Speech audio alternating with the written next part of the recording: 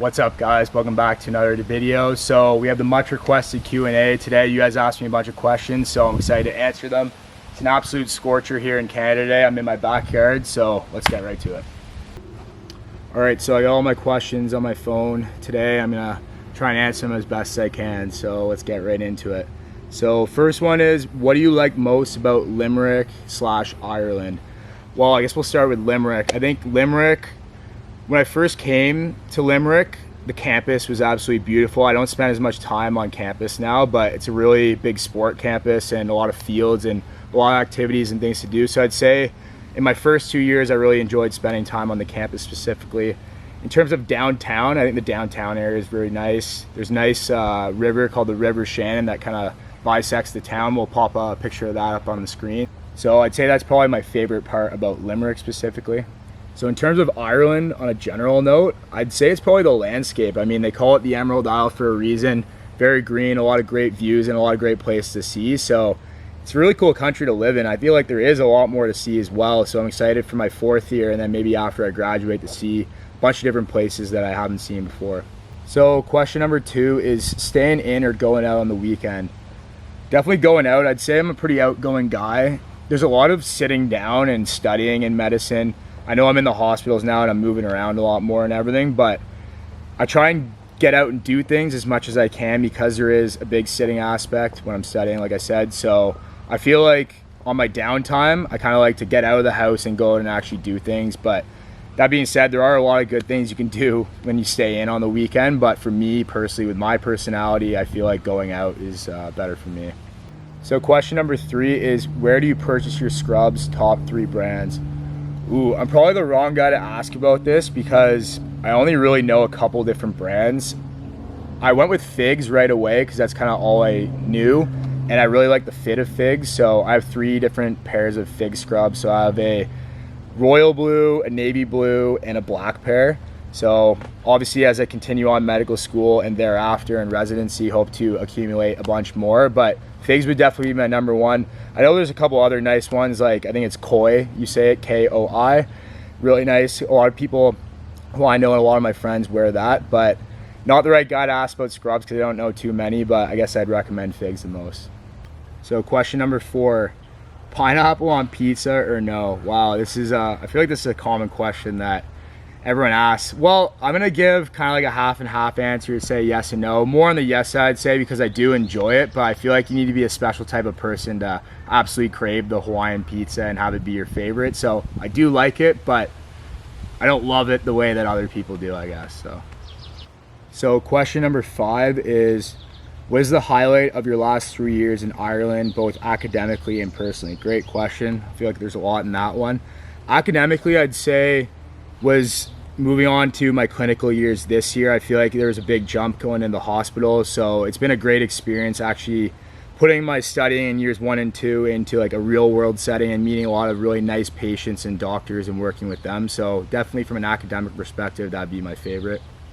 I guess the second part of that question personally, well, moving over to Ireland, it's a bit cliche, but I've met a lot of really nice people. The Irish are a friendly bunch, so I'd say that's been a top part of living in Ireland. Just living in another country in general has been a great experience. Obviously, I'm Canadian and I'm studying and living over in Europe, so that's been awesome. And then the traveling and fun things I've been able to do with my friends, going to different countries, things like that, definitely been an added bonus over the last 3 years.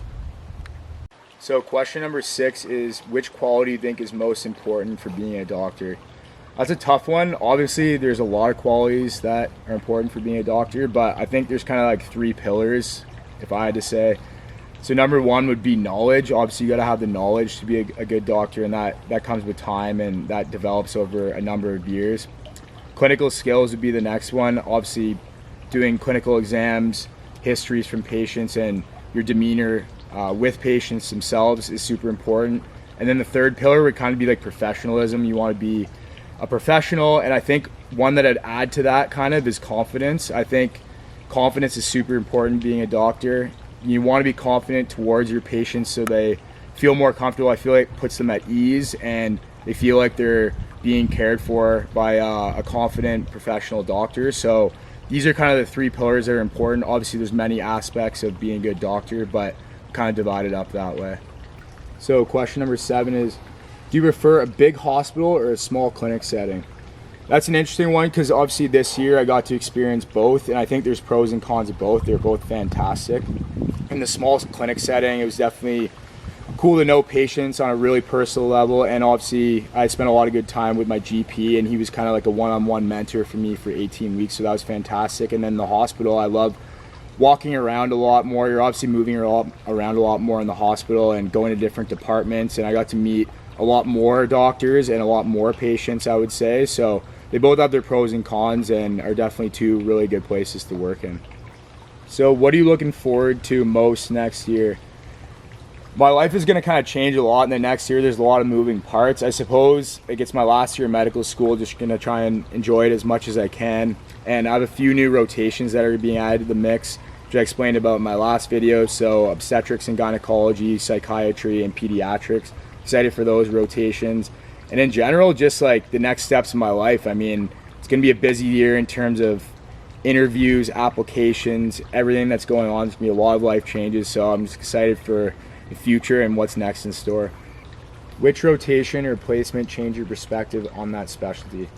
Honestly, I had so many good rotations this year. It's kind of hard to narrow down one. I mean, I feel like after all of them, my perspective changed. And I feel like it's one thing to kind of study that information, but it was another this year to actually put things into practice in a real world setting. So honestly, all my rotations were great, and I definitely thought of them differently in a positive way after going through each one. Like, they're all good. Emergency medicine, orthopedics, the list goes on and on. So what's a moment of adversity you felt as a medical student, and how do you face it? Wow, you guys are asking deep questions. I like them though. That's a tough one. I'd say if I had to narrow down one, it would be, so you guys know from my Paris video that I wrote the USMLE Step 1 exam in November of last year. Originally I was supposed to write that last summer, but ran into a few obstacles, I guess, and I wasn't able to write it in the summer. Had one medical related condition, had a couple of personal reasons, and in general I was just kind of feeling burnt out from the prior year. And you know, at the time it wasn't easy to delay my exam because it was an exam I really wanted to get done before the start of my third year. So it wasn't easy for me to kind of push it back into my first semester doing GP. But you know, at the time it was very difficult, but everything worked out and everything kind of like self-resolved, and I was able to get the exam done and pass successfully. So I know for some people they might not think it was a big deal, but I guess just kind of like the obstacles I had to go through and actually pushing back that exam was tough for me, and definitely an adversity moment for me. Doctor, will you help me? How will I apply for foreign countries doctor's residency?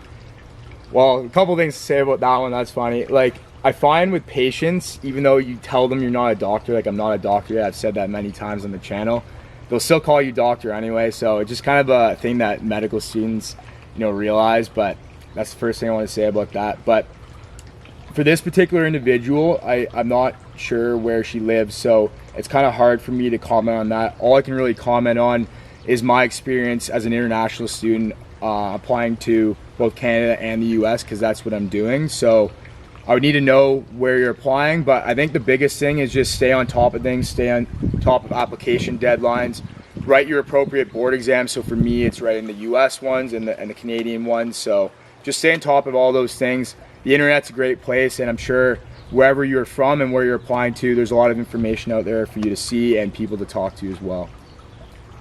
All right, so a bit of a different angle here. I had to throw the shades on too because it's getting quite bright at this angle, but definitely love my hammock. So, next question. Favorite animal and which one are you most scared of? So 2 questions kind of. Say favorite animal, pretty basic. I like dogs. I didn't grow up with pets actually. We were a very busy family growing up, and we were away basically every weekend on hockey tournaments, big hockey family. So didn't grow up with any pets, but dogs would probably be my favorite. Don't know that much about dogs, different types and all that, but dogs, I'm gonna go with dogs. Now for which animal I'm most scared of, it's weird because I used to love snakes when I was younger. I used to always like draw them and things like that, but I'd say if I were to run into like a king cobra snake in the wild or something like that, I'd probably be terrified. So I don't mind like little garden snakes and things like that, but I'm gonna go with snakes. Next question, what does a typical day normally look like for you? It's a very easy one to answer. go in my day in the life of a medical student series on my channel. You'll see everything you need to know about that on my channel. Nothing else needs to be said. So is living away from home and being a student expensive? How do you budget? I think the short answer to that is yes. No one really talks about this, but it's definitely more expensive being a Canadian going to medical school in another part of the world. But how do I budget? Just try and be as smart as I can about my expenses. Obviously, I try and have fun whenever I can and do my traveling, but I'm not a financial advisor. I'm not going to tell you guys how to spend your money. I guess just be smart about it. But I got loving, supporting parents as well who helped me out in a lovely student loan. So these are all the things of how I manage it. So do you have any advice for students applying to medical school? Yeah, I definitely do. I mean, a lot of it I'd say is out there on the internet. I mean, study hard in school, really basic, but like your GPA is really important. Study hard for the MCAT. MCAT score is really important, and just try and be involved as much as you can with extracurricular activities. Now, in regards to the MCAT, I want to share a bit of a story. Like, I think it's really important to balance your summer. If you are studying over the summer, just try and make sure there's some balance and you're still like enjoying and doing fun things. You know, for me, I wrote the MCAT twice, and I feel like the first summer I kind of put all into it, which is very good, but I didn't really have a lot of fun and was basically doing only MCAT stuff. And I actually did better when I wrote the second summer, when I had a job and was doing more fun things with my friends. So I just encourage you all to have that balance, and that applies to the whole aspect of applying for medical school. Just make sure you do have that balance, you're still enjoying things, and it'll help limit stress levels as well. Best Irish friends. Shout out to my good Irish friend Sophie who wrote this question. You know, there's too many to name, but blessed to meet a bunch of people from across the world and a lot of friends for life. So shout out to all you guys. So how do you cope with stress in medical school? There's definitely a lot of answers to this question, I feel like, but for me, I think creating a schedule, especially around exam time, really helps me keep track of things. Another thing I think is staying in your own lane or with a couple other people as well. For me, I only like studying with a few other people and not comparing myself to too many people. I think a lot of other medical students feel the same. It's really easy to compare yourself to other people. So kind of staying in your own lane and not comparing yourself is super important. And other than that, just enjoying life as much as you can and having that balance. I always talk about it and preach it, but I think it's super important. And when I am home, love spending time in my pool area. It's a nice way to relax and decompress. And sometimes you just need to take a quick dip.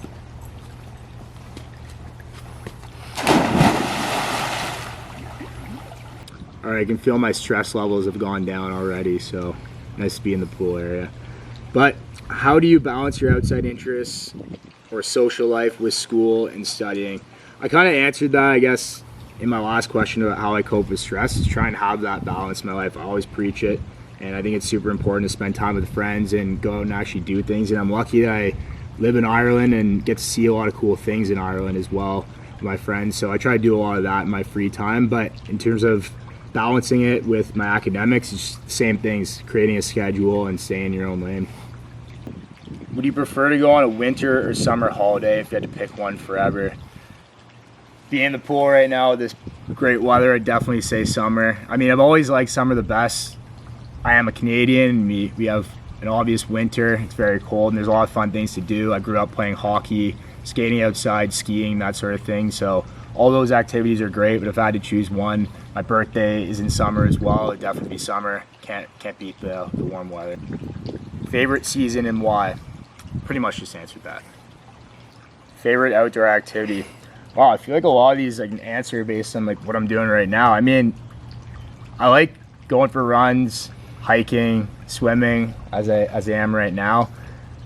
But probably my favorite is just marinating by my pool and spending time in my backyard. Honestly, can't beat it in the summer, so favorite place to hang out.